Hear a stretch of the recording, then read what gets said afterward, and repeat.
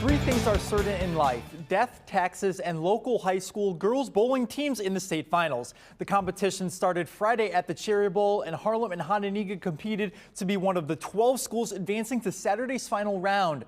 They were these only two local teams, and they are no strangers to state. They have been here continuously. We are starting off with the Harlem Huskies. Allison Roberts led the way for the Huskies. She has the second highest number of pins knocked down by an individual bowler. Harlem advances to Saturday's final round. They are in second place.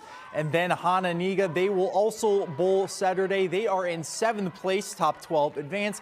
Addison Bryan leading the way for the tribe. She was sixth among individual bowling scores.